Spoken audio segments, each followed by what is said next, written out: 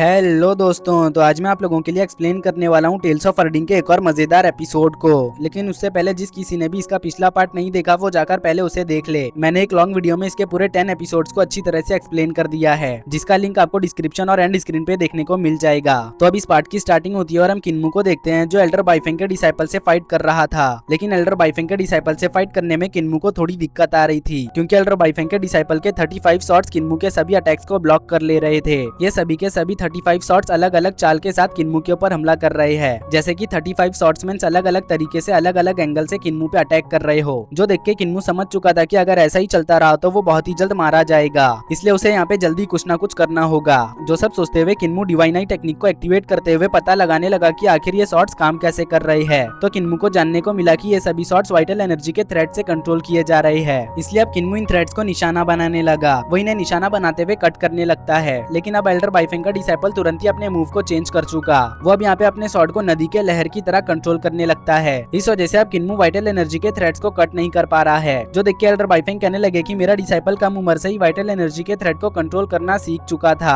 वो 30 फीट दूर से ही ब्रश को कंट्रोल करते हुए पेंटिंग बनाया करता था। तो विलेज चीफ कहने लगे किन्मू भी कोई कम टैलेंटेड नहीं, उसके पास ओवरलोड बॉडी है। ओवरलोड बॉडी का सुन के तो एल्डर बाइफेंग काफी ज्यादा हैरान हो गए। अब इधर किन्मू 35 शॉट्स को ब्लॉक करने के लिए ग्रैंडपा माँ का थंडर बॉक्सिंग स्किल यूज करने लगा। तो एल्डर बाइफेंग का डिसाइपल किन्मू से कहता है इसका कोई भी फायदा नहीं होने वाला, कुछ समय बाद तुम्हारा हाथ जवाब दे देगा, क्योंकि मेरे ये शॉट्स जब तक तुम्हें मार नहीं लेते तब तक रुकने नहीं वाले। अभी उसका ये कहना ही था कि तभी सच में किन्मू का हाथ पेन करने लगता है। बट किन्मू खुद को संभालते हुए अपने नाइफ को वाइटल एनर्जी के थ्रेड से कंट्रोल करते हुए एल्डर बाइफेंग के डिसाइपल पे हमला कर चुका। साथ ही साथ किन्मू यहाँ पे डीमन सील का भी यूज करता है ताकि उसका अटैक कामयाब हो सके। अब किन्मू का नाइफ सीधा एल्डर बाइफेंग के डिसाइपल के आर पार हो गया, जिस वजह से एल्डर बाइफेंग का डिसाइपल मारा जाता है। जो देख के ग्रैंडपाजू ग्रैनी सी से सवाल करते हुए पूछने लगे कहीं ये टेक्निक किन्मू को तुमने तो नहीं सिखाया। तो ग्रैनी सी कहने लगी ये टेक्निक किन्मू को मैंने नहीं सिखाया, क्योंकि देखने से ही मालूम होता है कि ये एंशिएंट टाइम की टेक्निक है। डीमन टेक्निक को देखते ही एल्डर बाइफेंग काफी ज्यादा भड़क गए। उतने में ही ग्रैंडपाज ने एक कॉफिन एल्डर बाइफेंग की तरफ थ्रो कर दिया। जो देख के तो एल्डर बाइफेंग का गुस्सा आपे से बाहर हो जाता है। वो तुरंत ही अपने लोगों को ऑल आउट जाने का ऑर्डर दे चुका है। इस वजह से उसके लोग एक फॉर्मेशन बनाते हुए ग्रैंडपाज को चारों तरफ से घेर लेते हैं। लेकिन इसके लिए ग्रैंडपाज पहले से ही तैयार थे। अब एल्डर बाइफेंग इस फॉर्मेशन का यूज करते हुए यहाँ पे एक वाटर ड्रैगन को समन कर चुका। साथ ही साथ यहाँ पे काफी सारे वाटर ड्रॉपलेट्स फ्लो करने लगे। दरअसल इन वाटर ड्रॉपलेट्स में एक शॉर्ट आयरन प्लेट था, जिसमें से काफी सारे शॉट्स अचानक से किन्मू पे जा लगने वाले थे। लेकिन ग्रैनी सी किन्मू को बचा लेती है। अब ग्रैंडपामू बीच फाइट में इस फाइट को फन में बदलने के लिए किन्मू की तरफ एक शॉर्ट प्लेट थ्रो कर देते हैं। लेकिन किन्मू इस छोटे से आयरन प्लेट को संभाल नहीं पाता, क्योंकि ये बहुत ज्यादा वजनदार है। बट ग्रैंडपा भी इसे बस अपने बैम्बू स्टिक से ही संभाल लेते हैं। ग्रैंडपा मुंह के इस हरकत की वजह से ग्रैनी सी एल्डर मुंह पे गुस्सा करने लगी, जिसके बाद वो किन्मू को इन शॉर्ट प्लेट्स को ऑफ करने का तरीका बताने लगती है। वो कहती है इन शॉर्ट प्लेट्स को ऑफ करने का आसान तरीका ये है कि तुम इन सभी शॉर्ट्स की मदर को ढूंढो। जैसे ही तुम मदर शॉर्ट को डिसमेंटल कर लोगे तो वैसे ही आयरन प्लेट खुद ब खुद ही ऑफ हो जाएंगे। उतने में एल्डर बाइफेंग वाटर ड्रैगन से सभी लोगों पे हमला करने जाने लगे। लेकिन ग्रैंडपा भी तुरंत ही अपने स्पीयर टेक्निक्स का यूज करते हुए ड्रैगन के साथ साथ बाकी के सभी एल्डर्स को खत्म कर चुके। बट इसमें अभी भी एल्डर बाइफेंग जिंदा था, जो कि ग्रैंडपा बी पे तेजी से हमला करने जाने लगा। लेकिन ग्रैंडपा भी पलक झपकते ही एल्डर बाइफेंग का भी काम तमाम कर चुके। मरने से पहले एल्डर बाइफेंग ने ग्रैंडपा जू को पहचान लिया था, इसलिए वो कहने लगते हैं तुम तो वही स्पीयर गॉड हो जो कि स्पीयर चलाने में इनविंसिबल था। लेकिन लोग तुम्हारे स्पीयर टेक्निक्स की बजाय डिवाइन आई की वजह से तुम्हें जाना करते थे। भले ही तुम्हारा टाइटल स्पीयर गॉड का था, मगर तुम्हारी असली पावर तो तुम्हारे डिवाइन आईज में थी। इसलिए मैं तुमसे उस वक्त फाइट करना चाहता था। बट जब मुझे जैसा ही पता चला कि तुम्हारी आंखें अब नहीं रही तो मेरा तुमसे फाइट करने का मन बदल गया। लेकिन अब पता चल रहा है कि तुम बिना आंखों के भी पहले की तरह ही स्ट्रॉन्ग हो। इसलिए मेरी तुमसे एक रिक्वेस्ट है, तुम मुझे और मेरे साथियों को रिवर में बहा देना, क्योंकि हम लोग मरने के बाद अपनी बॉडीज को रिवर में बहा देते हैं। एल्डर बाइफेंग का ये रिक्वेस्ट ग्रैंडपा माँ और ग्रैंडपा जू ने पूरा कर दिया। लेकिन अब ली रिवर सेक्ट बहुत ही जल्द कोलैप्स हो जाएगा, क्योंकि कोई भी सेक्ट बिना लीडर या पावरफुल एल्डर्स के बगैर ज्यादा दिनों तक सर्वाइव नहीं कर सकता। इसी के साथ हमारा सीन शिफ्ट के ग्रैंडपा मार्क्स और विलेज चीफ पे आया, जहाँ पे ग्रैंडपा मार्क्स विलेज चीफ को बता रहे थे कि किन्मू कई दिनों से अकेले ही शॉर्ट कंट्रोलिंग टेक्निक को प्रैक्टिस कर रहा है, मगर वो इसमें कामयाब नहीं हो पा रहा। हम लोगों में तुम्हारी शॉर्ट स्किल्स बहुत ज्यादा बेहतरीन है, मगर तुम हो कि उसे सिखाना नहीं चाहते। जो सुन के विलेज चीफ को किन्मू के लिए बुरा लगने लगा, मगर वो फिलहाल के लिए किन्मू को अपनी शॉर्ट टेक्निक्स नहीं सिखा सकते, क्योंकि उनकी शॉर्ट टेक्निक्स कोई मामूली शॉर्ट टेक्निक नहीं। वो अपने टाइम में इस दुनिया के सबसे बेहतरीन शॉर्टमैन हुआ करते थे, इसलिए जाहिर है कि उनकी शॉर्ट टेक्निक्स बहुत ज्यादा खतरनाक होंगी, जिसको कि कोई मामूली बंदा तो प्रैक्टिस नहीं कर पाएगा। अब विलेज चीफ ग्रैंडपा मार्क्स से कहने लगे कि किन्मू को एक्सपीरियंस की जरूरत है, इसलिए इस मर्तबा तुम लोग किन्मू को भी ड्रैगन टेंपल में लेके जाना। इसी के साथ अब हम दूसरे सीन में किन्मू को देखते हैं, जो अपने ग्रैंडपास के साथ ड्रैगन टेंपल आ गया, जहाँ पे आने के बाद वो इस जगह को देख के काफी ज्यादा खुश लग रहा था, क्योंकि इस जगह पे काफी सारे लोग हैं जो कि अलग अलग जगह से यहाँ पे ट्रेड करने आए हैं। इन सब चीजों को किन्मू पहली बार देख रहा था, इसलिए उसका खुश होना तो बनता था। अब किन्मू इस जगह पे मौजूद ड्रैगन स्टैचू को गौर से देखने लगता है तो ग्रैनी सी किन्मू को बताने लगी कि इस जगह पे बहुत पहले एक पानी से भरा हुआ नदी हुआ करता था, लेकिन वो अचानक से सूख गया, जिस वजह से इस ड्रैगन लेडी ने सी क्रिएचर्स को बचाने के लिए ये जगह बनाई। उतने में ही ग्रैंडपास यहाँ पे अलग अलग स्टॉल लगाने लगते हैं। साथ ही साथ उन्होंने कुछ पोस्टर्स किन्मू को यहाँ पे लगाने को दे दिया, जिन पोस्टर्स को देख के किन्मू समझ गया था कि उसके ग्रैंडपास यहाँ पे उसे लोगों से फाइट करवा के पैसा कमाना चाहते हैं। तभी ग्रैंडपाजू किन्मू से कहने लगे अब तुम्हें यहाँ पे काफी सारे लोग चैलेंज करने आएंगे, इसलिए अब तुम्हें यहाँ पे थोड़ा संभल के रहना होगा। उतने में ही यहाँ पे काफी सारे लोग किन्मू के फाइट को देखने के लिए आ गए और ये लोग कहने लगे थे कि अब यहाँ पे बहुत ज्यादा मजा आने वाला है। उतने में ही ग्रैनी सी ग्रैंडपा डी से कहने लगी बेवकूफ, तुमने बैनर पे ये क्यों नहीं लिखा कि हाई लेवल के कल्टिवेटर्स किन्मू को चैलेंज नहीं कर सकते। अगर उन्हें किन्मू को चैलेंज करना है तो सबसे पहले उन्हें अपना लेवल सप्रेस करना होगा। जो सुनते साथ ही ग्रैंडपा डी तुरंत ही बैनर पे ये सब लिख चुके। उतने में ही एक बंदा जिसके पास व्हाइट टाइगर स्पिरिट है वो तुरंत ही किन्मू को चैलेंज करते हुए उसके ऊपर काफी सारे हमले कर देता है, लेकिन किन्मू इस बंदे के सभी अटैक्स को डॉज करते हुए इसे बस एक ही लात में आउट कर चुका। जो देख के तो ऑडियंस काफी ज्यादा शॉक थी, क्योंकि उन्होंने किन्मू को एक बच्चा समझ के अंडर एस्टिमेट किया था। अब इधर किन्मू यूं ही इसी तरह से और भी काफी सारे लोगों से फाइट करता है, जहाँ पे किन्मू इन लोगों को बहुत ही आसानी से हराता जा रहा था। कोई भी किन्मू का मुकाबला करते हुए उसे अच्छी टक्कर नहीं दे पा रहा था। वहीं दूसरी तरफ किन्मू की वजह से किन्मू के ग्रैंडपास माला माल होते जा रहे हैं। उतने में यहाँ पे एक मॉन्क और उसके डिसाइपल की एंट्री होती है। अब इस मॉन्क को देखते साथ ही सभी ग्रैंडपास पहचान चुके थे कि ये बंदा तो मॉन्क टेम्पल से है। दरअसल इस बंदे का नाम जियानमिंग है और ये बंदा मिस्टर मा का सीनियर है, जो कि अब मिस्टर मा को अपने साथ चलने को बोल रहा है, लेकिन मिस्टर मा उसके साथ जाने को मना कर देते हैं, क्योंकि पास्ट में उन्होंने एक लड़की से शादी कर ली थी जिससे उन्हें 2 बच्चे भी थे। लेकिन किसी भी मॉन्क का बाहर की दुनिया से कनेक्शन बनाना मना था, बट इसके बावजूद भी ग्रैंडपा माँ ने बाहर की दुनिया से कनेक्शन बनाया, जिसके लिए ग्रैंडपा माँ ने पनिशमेंट के तौर पे खुद के एक हाथ को काट दिया। लेकिन उसके बावजूद भी मॉन्क टेम्पल के डिसाइपल्स ने उनकी पूरी फैमिली को खत्म कर दिया, तो अब भला वो अपने ही बच्चों और वाइफ के कातिलों के साथ कैसे जा सकते हैं। तभी मॉन्क मास्टर जियानमिंग कहने लगा कि पास्ट में जो कुछ भी हुआ हम उसे बदल नहीं सकते, लेकिन आने वाले फ्यूचर को हम बेहतर जरूर बना सकते हैं। वैसे भी तुम्हारी फैमिली के साथ जो कुछ भी हुआ वो एक मिसअंडरस्टैंडिंग थी, जिसके लिए डिसाइपल्स को हमने पनिश भी किया। तो ग्रैंडपा माँ गुस्सा होते हुए मॉन्क से कहने लगे कि अगर तुम्हें कुछ खरीदना है तो खरीदो, वरना यहाँ से निकलो। जो सुन के मॉन्क मास्टर अपने डिसाइपल को किन्मू से फाइट कराना चाहता है, जिसके लिए वो ग्रैंडपा माँ का पुराना वेपन यहाँ पे दाव पे लगाता है। बट उसकी शर्त ये थी कि अगर उसके डिसाइपल ने किन्मू को हरा दिया तो ग्रैंडपा माँ को वापस मॉन्क टेम्पल आना होगा। तो ग्रैंडपा माँ इस चैलेंज को एक्सेप्ट कर चुके, लेकिन वो कहते हैं मैं तो मॉन्क टेम्पल जाने से रहा, लेकिन अगर किन्मू हार गया तो तुम मेरे सर को ले जा सकते हो। जो सुन के किन्मू के साथ साथ सभी ग्रैंडपास काफी ज्यादा हैरान हो गए। अब यहाँ पे मॉन्क डिसाइपल और किन्मू के बीच की फाइट शुरू हो गई, जिसमें पहले तो मॉन्क डिसाइपल किन्मू पे बहुत ही बुरी तरह से भारी पड़ रहा था। इनफैक्ट किन्मू तो यहाँ पे मॉन्क डिसाइपल से हारने की कगार पे आ गया था, मगर वो सोचता है कि अगर वो हार गया तो ग्रैंडपा माँ को अपना सर काटना होगा, जो वो कभी भी होने नहीं देगा। तो इसी वजह से किन्मू अपने डिवाइन आई का यूज करते हुए मॉन्क डिसाइपल के वीकनेस को पता लगा लेता है, जिस वीकनेस का फायदा उठा के किन्मू मॉन्क डिसाइपल पे डिमोनिक स्किल के साथ साथ डिवाइन स्किल का यूज करके हमला कर देता है। किन्मू के हमले को रोकने के लिए मॉन्क डिसाइपल अपने चारों तरफ एक गोल्डन प्रोटेक्टिव बैरियर बना चुका, जो कि एक गोल्डन बेल के रूप में था, लेकिन ये डिफेंसिव गोल्डन बेल भी किन्मू के अटैक को रोक नहीं पाता, जिस वजह से अब किन्मू यहाँ पे मॉन्क डिसाइपल को हरा देता है। हारने के बाद मॉन्क डिसाइपल किन्मू से कहने लगा पता नहीं तुम डीमन स्किल और डिवाइन स्किल को एक साथ कैसे यूज कर पा रहे थे। तो किन्मू कहने लगा मेरे पास ओवरलोड बॉडी है, इसलिए मैं यहाँ पे कुछ भी कर सकता हूँ, मेरे लिए कुछ भी इम्पॉसिबल नहीं। जो सुन के मॉन्क डिसाइपल अब दिल से यहाँ पे अपनी हार एक्सेप्ट कर चुका, लेकिन उतने में ही मॉन्क मास्टर ग्रैंडपा माँ से कहने लगा मुझे समझ नहीं आ रहा कि आखिर तुम्हें किन्मू पे इतना यकीन कैसे था। क्या होता अगर यहाँ पे किन्मू हार जाता, क्या तुम किन्मू के हारने के बाद सच में अपना सर काट देते?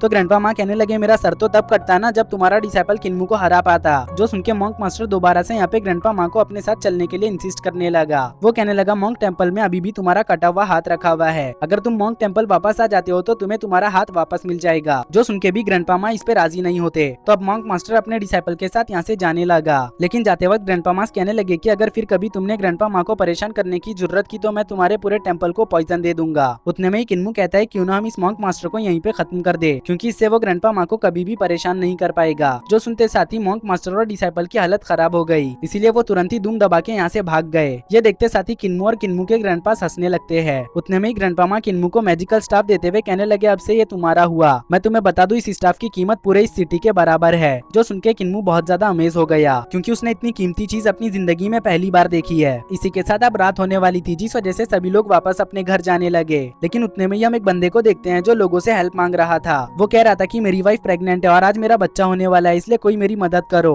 इस बंदे की मदद करने के लिए कोई भी राजी नहीं होता, क्योंकि बहुत ही जल्द डार्कनेस होने वाली है। जो देख के ये बंदा यहाँ पे रोते हुए कहने लगा था कोई तो मेरी मदद करो, मैं तुम लोगों से भीख मांगता हूँ, प्लीज मेरी मदद कर दो। इस बंदे के इतने रोने गिड़गिड़ाने के बावजूद भी कोई भी इसकी मदद करने के लिए तैयार नहीं है, मगर उतने में इस बंदे की मदद करने के लिए ग्रैनी सी तैयार हो गई।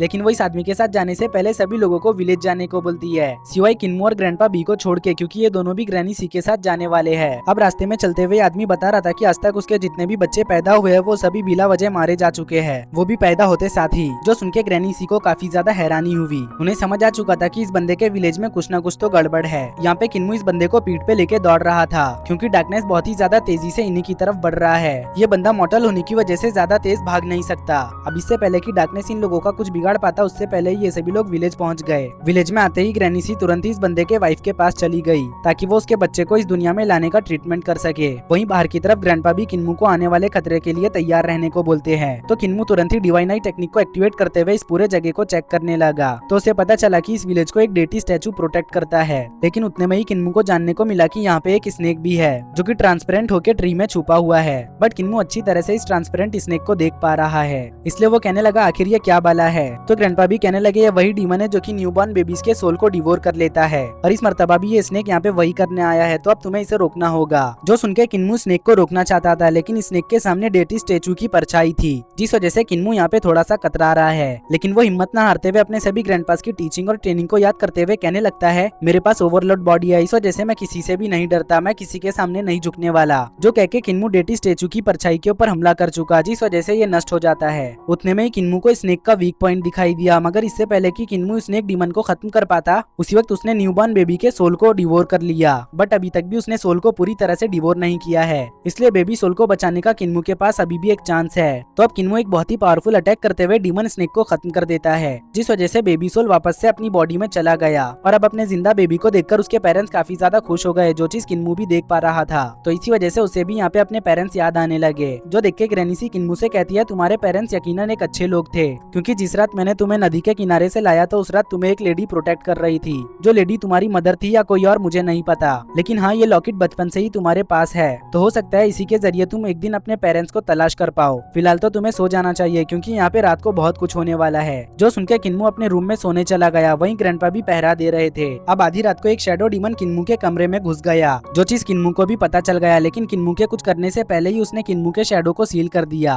और ये टेक्निक बिल्कुल ग्रैनी सी की टेक्निक से मिलती जुलती है। उतने में ही ग्रैनी सी जो अभी तक भी सोई नहीं थी, वो कहने लगी आखिर तुम्हारी हिम्मत कैसे भी मेरे सामने शैडो सीलिंग टेक्निक का शो ऑफ करने की। तो ये बंदा कहने लगा तुम हमारे क्लैन के लीडर की वाइफ हुआ करती थी, लेकिन देखो अब तुम्हारी हालत कैसी हो गई है। खैर चलो अब डीमन कैनन मेरे हवाले कर दो। तो ग्रैनी सी कहने लगी तुम जैसा घटिया बंदा जो बच्चों को स्पिरिट को डिवोर करता है, उसे मेरे सामने बोलने की कोई इजाजत नहीं। तो ये बंदा कहने लगा तुम बोल तो ऐसे रही हो जैसे कि तुम कोई महान महात्मा हो। मैं तुम्हें बता दूं तुम भी मेरी ही तरह हो जो अपने हस्बैंड को कत्ल कर चुकी। जो सुनते साथ ही ग्रैनी सी इस बंदे पे अटैक करने जाने लगी, बट तभी कोई चीज उन्हें इस बंदे को मारने से रोकने लगी। और ये चीज और कुछ नहीं डीमन एम्परर का दिया हुआ कर्ज है। दरअसल इस कर्ज के रहते हुए ग्रैनी सी किसी भी डीमन कल्ट के बंदे को मार नहीं सकती। इस कर्ज की वजह से ग्रैनी सी का रियल फेस और वॉइस कुछ देर के लिए अपीयर हुआ, जिसे किन्मू भी देख चुका, इसलिए वो कहने लगा आखिर ये औरत कौन है। उसका भी ये कहना ही था कि तभी शैडो डीमन ग्रैनी सी पे हमला करने जाने लगा, लेकिन उतने में ही किन्मू मैजिकल स्टाफ का यूज करके ग्रैनी सी को बचा चुका। मैजिकल स्टाफ की वजह से ग्रैनी सी का कर्ज भी सप्रेस हो गया, लेकिन इस बीच शैडो डीमन यहाँ से फरार हो जाता है। मगर शैडो डीमन की किस्मत इतनी ज्यादा खराब थी कि उसकी मुलाकात बाहर ग्रैंडपा बी से हो गई, जिन्होंने तुरंत ही शैडो डीमन को पहचान लिया। हालांकि शैडो डीमन वॉचमैन के फॉर्म में था, मगर फिर भी शैडो डीमन ग्रैंडपा बी से बच नहीं पाता।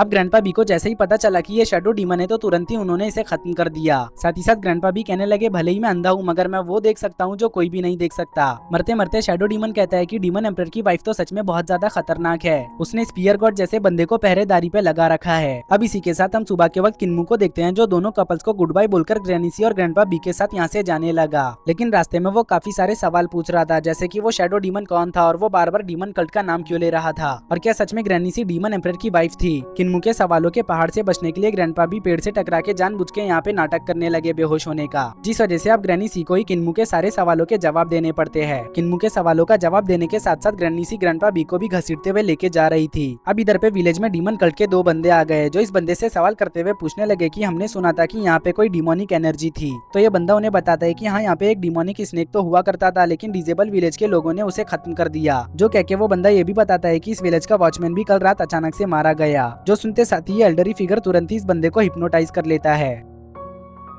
हिप्नोटाइज करने के बाद ये एल्डरी फिगर तुरंत ही इस बंदे के रिसेंट मेमोरी को चेक करने लगा, जहाँ पे रात को क्या कुछ हुआ वो सभी दिख रहा है। अब ये लोग तुरंत ही वॉचमैन के ग्रेव के पास आ गए, जहाँ पे आने के बाद इस बंदे ने वॉचमैन की डेड बॉडी से पता लगाया कि ये बंदा तो उन्हीं के शैडो हॉल का गुम हुआ मास्टर है। दरअसल डीमन कल्ट में पूरे 360 हॉल्स है, जिनके मास्टर्स भी अलग अलग है, और ये उन्हीं में से एक हॉल शैडो हॉल का मास्टर था, जो कि सालों पहले गायब हो गया था। अब इसकी मेमोरी से इन्हें जानने को मिला कि ये बंदा तो करप्ट हो चुका था, जिस वजह से ये न्यूबॉर्न बेबीज के सोल को डिवोर करते हुए अपने डीमन स्पेल को प्रैक्टिस करता था। जो जानते साथ ही मास्क पहना हुआ एल्डर काफी ज्यादा गुस्सा हो जाता है। वो कहने लगा कि इस बंदे ने हमारे सेक्ट के रूल्स को तोड़ा है, इसलिए इसे सेक्ट के रूल्स के हिसाब से सजा देना चाहिए। लेकिन चूंकि अब ये मर चुका है तो अब हम कुछ भी नहीं कर सकते, इसलिए अब मास्क पहना हुआ बंदा इस एल्डर से कहने लगा कि इसे डीमन कल्ट के रिचुअल के साथ विदा कर दो। जो सुनके ये एल्डर बिल्कुल ऐसा ही करता है, जिसके बाद ये दोनों बंदे यहाँ से जाने लगते हैं। और जाते हुए मास्क पहना हुआ एल्डर कहता है कि अब हमें डिसेबल विलेज जाना होगा, क्योंकि हम जिसे ढूंढ रहे हैं वो वहीं पे मिलेगा। इधर विलेज में ग्रैनी सी किन्मू को ड्रैगन चिकन का अंडा कलेक्ट करने को बोलती है, क्योंकि ड्रैगन चिकन ने अभी अभी एक नया अंडा दिया है। जो सुनके किन्मू तुरंत ही ड्रैगन चिकन के अंडे को कलेक्ट करने आ गया। अब इतने बड़े अंडे को देख के किन्मू बहुत ज्यादा खुश और हैरान था,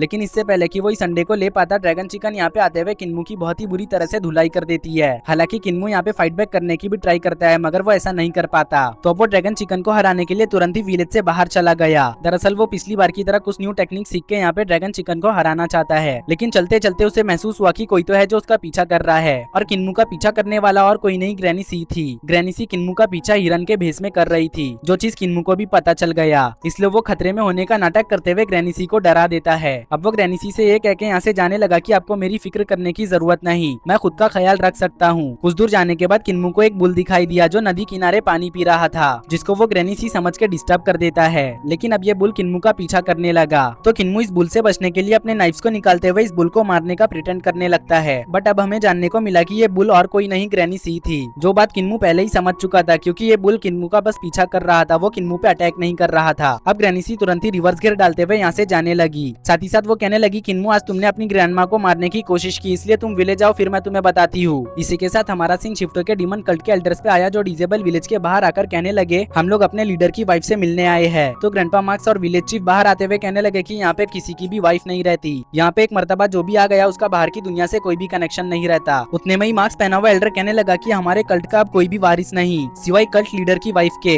तो विलेज चीफ कहते हैं वो अभी बाहर गई है, तब तक आप लोग यहाँ पे उनका इंतजार कर सकते हो। इसी के साथ अब हम किन्मू को देखते हैं, जो अभी तक भी ग्रैनी सी से पीछा छुड़ाने के लिए भाग रहा था, लेकिन ग्रैनी सी फ्लाई करने की वजह से बहुत ही आसानी से किन्मू का पीछा कर पा रही थी, जो बात किन्मू को जरा भी पसंद नहीं आई। इसीलिए वो एक ऊंचाई वाले जगह से जंप मारते हुए ग्रैंडपा ज़ू की तरह फ्लाई करने की ट्राई करता है, लेकिन वो फ्लाई नहीं कर पाता, उल्टा वो नीचे ही गिर जाता है। उतने में किन्मू को एक बीस्ट हवा की मदद से फ्लाई करते हुए नजर आया, तो किन्मू भी इसी तरह से हवा की मदद से फ्लाई करना सीख चुका। अब फ्लाई करने आ जाने की वजह से किन्मू तुरंत ही ग्रैनी सी की नजरों से ओझल हो गया। वहीं ये मास्क पहना हुआ एल्डर कहता है कि हमने पूरे 40 सालों तक इंतजार किया है, इसलिए थोड़ा और इंतजार कर लेते हैं। जो कहने के बाद उसने अपने साथी एल्डर से कहा कि वो पूरे डीमन कल्ट को यहाँ पे समन कर ले। तो एल्डर एक मैसेज भेजते हुए पूरे डीमन कल्ट को यहाँ पे समन करने का ऑर्डर भेज देता है, जिस वजह से पूरा डीमन कल्ट डिसेबल विलेज की ओर बढ़ने लगा। साथ ही में ये लोग डार्कनेस से बचने के लिए डेटी स्टैचू को भी उठाकर अपने साथ ला रहे थे, जो देख के ग्रैंडपा ज़ू कहने लगे, पता नहीं ग्रैनी सी कहाँ पे है, उसकी वजह से हमारे विलेज के सामने पूरा का पूरा एक सेक्ट आके खड़ा हो चुका है। दूसरी तरफ इन सब चीजों से अनजान किन्मू बहुत ही मजे से फ्लाई कर रहा था, बट तभी वो एक फॉक्स से टकरा गया, जिस वजह से वो नीचे गिरने लगता है, लेकिन फॉक्स किन्मू को बचा चुकी। अब अपने आप को सही सलामत देख किन्मू काफी ज्यादा कंफ्यूज नजर आने लगा, क्योंकि आसमान से गिरने के बाद दो ही हालात पेश आ सकते हैं, पहला तो हड्डियां टूटेगी या फिर बंदा हमेशा हमेशा के लिए सो जाएगा। अब ये फॉक्स फिक्रमंद होते हुए किन्मू का हाल पूछने लगी, तो किन्मू कहता है, तुम मेरी बिल्कुल भी फिक्र मत करो, मैं बिल्कुल ठीक हूँ, लेकिन पहले तुम ये बताओ कि आखिर तुम फ्लाई कैसे कर पा रही थी। तो ये फॉक्स बताने लगी कि उसने एक बुक से बनाना लीफ के जरिए उड़ना सीखा। जो कहने के बाद फॉक्स अपना नाम बताते हुए कहने लगी कि मेरा नाम हुवोलिंगर है, और तुम्हारा क्या है। तो किन्मू से अपना नाम किन्मू बताता है। उसी वक्त हुवोलिंगर किन्मू से कहने लगी, मुझे देखने से तुम बहुत ज्यादा स्मार्ट दिख रहे हो, यकीनन तुम्हें पढ़ना भी आता होगा, तो क्या तुम इस बुक में से पढ़ के मेरे कुछ डाउट्स क्लियर कर सकते हो। जिसपे किन्मू राजी होते हुए इस बुक को पढ़ के हुवोलिंगर के डाउट्स को क्लियर कर चुका। तभी किन्मू हुवोलिंगर से सवाल करते हुए पूछने लगा कि आखिर तुम्हें ये बुक कहाँ से मिली। तो हुवोलिंगर बताने लगी कि ये बुक मुझे सेक्रेट ड्यून से मिली है, जिसपे किन्मू उसे उस सेक्रेट ड्यून पे लेके जाने को बोलता है, लेकिन हुवोलिंगर डरते हुए कहने लगी, नहीं, मैं उस जगह पे दोबारा नहीं जाने वाली, वो जगह बहुत ज्यादा खतरनाक है, जिसके बारे में सोचते ही मेरी बॉडी कांप उठती है। तो किन्मू कहता है, तुम फिक्र क्यों करती हो, मैं हूँ ना तुम्हारे साथ, मैं तुम्हें प्रोटेक्ट करूंगा। जो सुनके हुवोलिंगर किन्मू को सेक्रेट ड्यून में लेके आ चुकी। असल में इस जगह को ड्रैगन पैलेस कहा जाता है, जिसको किन्मू ने डीमन टेम्पल के दीवारों के मैप पे देखा था। इस जगह के अंदर जाने के बाद किन्मू को जो नजारा दिखाई दिया वो बेहद ही खतरनाक और डरावना था, क्योंकि यहाँ जगह जगह पे इंसानी कंकाल लटके हुए और पड़े हुए थे। उतने में ही किन्मू को ऊपर की तरफ कुछ सी क्रिएचर्स जाते हुए दिखाई दिए, क्योंकि इसके ऊपर रिवर का पानी था। उतने में ही कुछ चमगादड़ हुओलिंगर के पास से गुजर गए, तो हुओलिंगर डरते हुए तुरंत ही किन्मू के पैर पे लटक गई। मगर किन्मू उसे शांत कराते हुए कहता है, डरो मत, मैं हूं ना तुम्हारे साथ। अब किन्मू चलते चलते आगे आ गया, जहाँ पे आके किन्मू डिवाइनाइट टेक्निक से आगे के रास्ते को ऑब्जर्व करने लगता है। तो उसे जानने को मिला कि यहाँ पे एक ट्रू ड्रैगन है, जिसको देखते साथ ही किन्मू को ग्रैंडपा माँ की बात याद आ गई। उन्होंने किन्मू से एक मर्तबा कहा था कि ट्रू ड्रैगन्स के पास थंडर एलिमेंट की पावर्स होती है, जो याद आते ही किन्मू पहले की तरह डिवाइन आई की मदद से थंडर एलिमेंट को भी अब अपने ओवरलोड बॉडी का हिस्सा बना चुका। जब तक किन्मू यहाँ पे ये सब कर रहा था, तब तक कुछ अनडेड्स किन्मू की तरफ बढ़ने लगे, जिनको देखते साथ ही हुओलिंगर डरते हुए चिल्लाने लगी। लेकिन किन्मू सब्र से काम लेते हुए मैजिकल स्टाफ को बाहर निकाल लेता है, जिसके प्योर एनर्जी की वजह से सभी अनडेड्स सप्रेस हो गए। तो अब किन्मू को आगे एक ड्रैगन स्केलेटन भी दिखाई पड़ा, जिसके गोद में एक बेबी ड्रैगन भी है, जो फिलहाल के लिए फ्रीज है। बट इस बेबी ड्रैगन के बॉडी में एक वेपन भी घुसा हुआ था,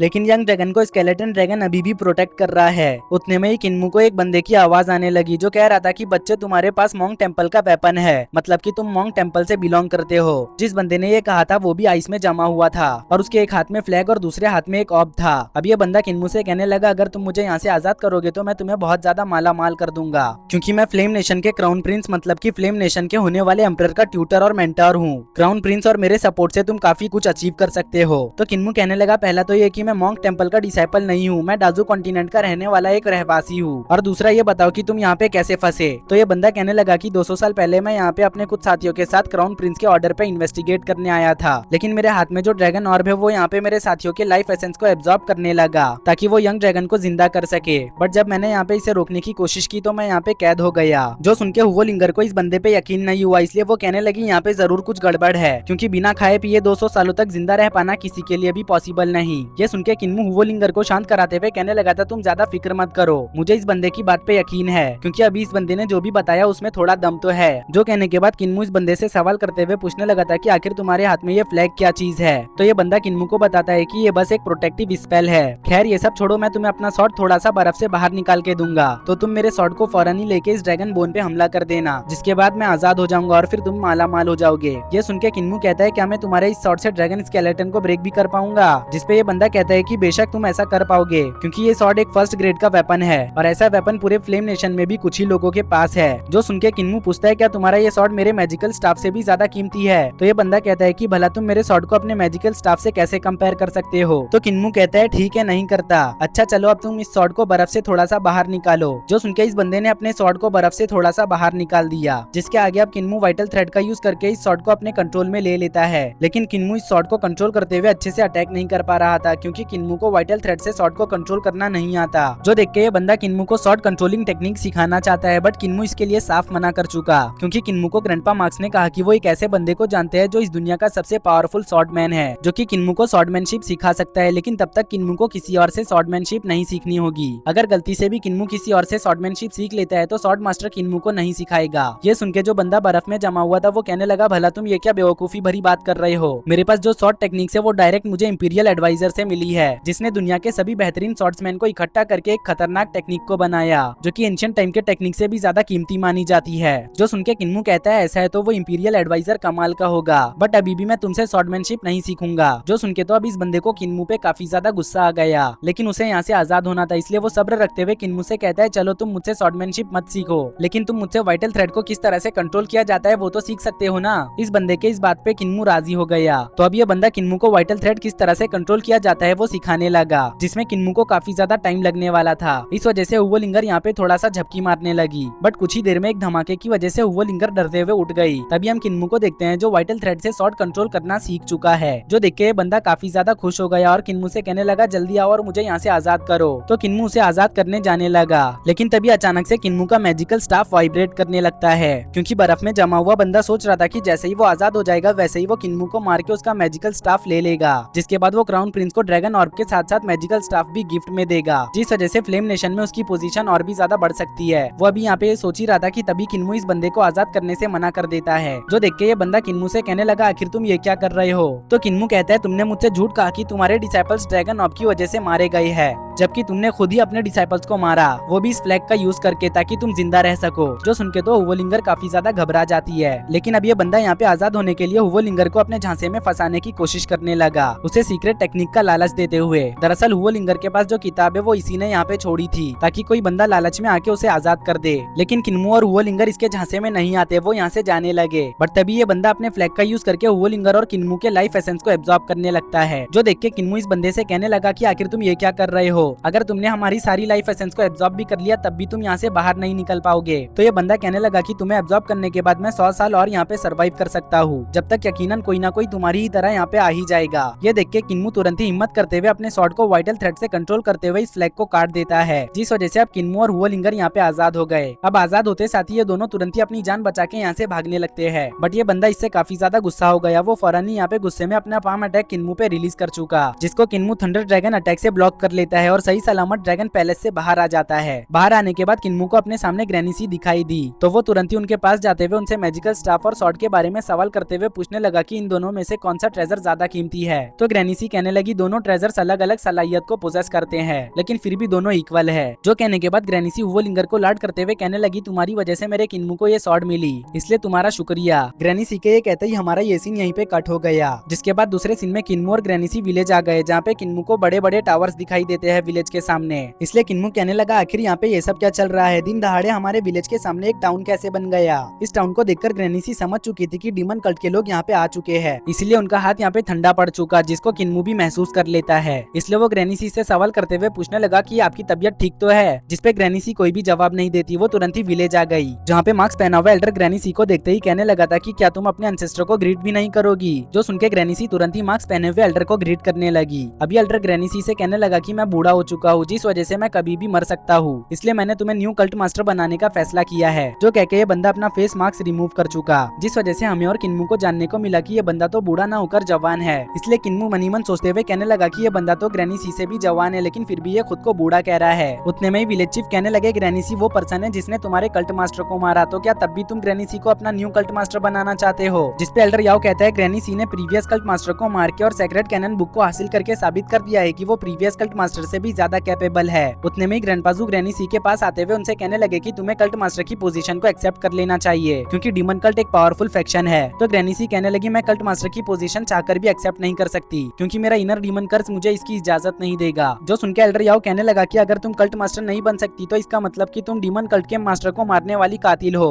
जिसका हम तुमसे बदला लेंगे। ये सुनके किन्मू काफी ज्यादा हैरान हो गया। वो कहने लगा ये लोग तो ग्रैनी सी को मारना चाहते हैं। तभी विलेज चीफ कहते हैं अगर ग्रैनी सी यहाँ से कहीं नहीं जाना चाहती मतलब कि वो यहाँ से कहीं नहीं जाएगी, लेकिन अगर तुम जबरन ग्रैनी सी को यहाँ से लेके जाने की सोच रहे हो तो फिर तुम जंग के लिए तैयार हो जाओ। जो सुनते ही एल्डर याओ यहाँ पे तुरंत ही डीमन कल्ट के काफी सारे एक्सपर्ट्स को समन कर चुका और कहने लगा कि ठीक है तो फिर मैं जंग के लिए तैयार हूँ। जो देख के विलेज चीफ कहने लगे तुम्हें डर नहीं लगता कि हमसे जंग करने के बाद डीमन कल्ट कमजोर पड़ जाएगा और इस मौके का फायदा उठा के नेशन मास्टर पूरे डीमन कल्ट को तबाह कर देगा। तो एल्डर याओ कहने लगा कि ये तो मुझे अच्छी तरह से पता है, लेकिन बिना लीडर के वैसे भी आज नहीं तो कल डीमन कल्ट बर्बाद हो ही जाएगा। एल्डर याओ के ये कहते ही हमारा ये पार्ट यहीं पर एंड हो गया।